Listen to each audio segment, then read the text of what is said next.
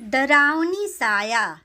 आज पूरा विस्तार में रहने वाली श्वेता की अभी नई नई शादी हुई थी। शादी के 3 दिन बाद ही पति कार्तिक को ऑफिस के काम से 1 हफ्ते के लिए दुबई जाना पड़ा। श्वेता अपने अनुभव के बारे में बताती है कि एक रात जब वह अपने कमरे में अकेली सोई हुई थी, तभी अचानक उसका टीवी चलना शुरू हो गया, जिससे वह चौंक गई। उन्होंने तुरंत उठकर टीवी बंद कर दिया और फिर से सोने की कोशिश करने लगी। थोड़ी देर बाद उन्हें महसूस हुआ कि उसकी बगल में बिस्तर पर कोई लेटा हुआ है। टीवी की अपने आप चलना और फिर किसी की मौजूदगी का एहसास होना घर में अकेली लेटी महिला को डरा देने के लिए काफ़ी था। श्वेता जिस करवट लेती थी उसी करवट लेटी रही। उन्हें समझ नहीं आ रहा था कि करे तो क्या करे।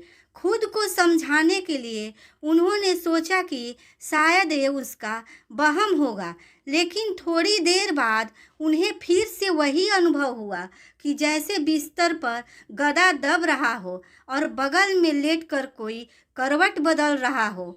इस एहसास से श्वेता के तो रोंगटे खड़े हो गए। वह समझ नहीं पा रही थी कि यह सब क्या हो रहा है। बहुत हिम्मत जुटाकर वो बिस्तर से उठी और पीछे पलटकर देखा।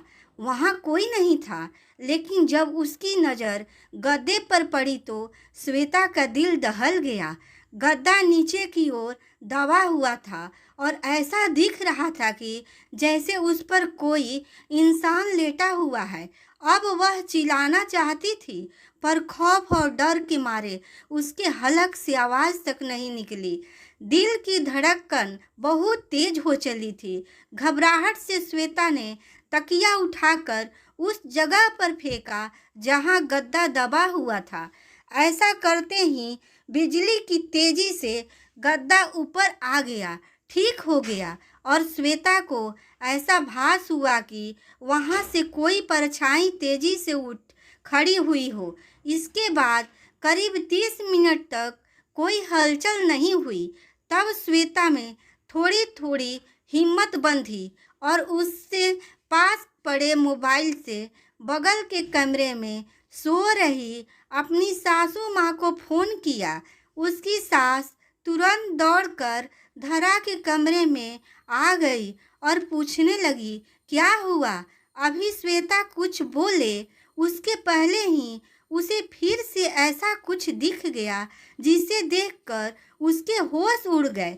श्वेता ने देखा कि उसकी सासू माँ के पीछे एक जवान औरत की धुंधली परछाई खड़ी थी। उसकी आंखों की जगह काले गहरे गड्ढे थे और उसका कद करीब करीब कमरे की छत जितना ऊंचा था।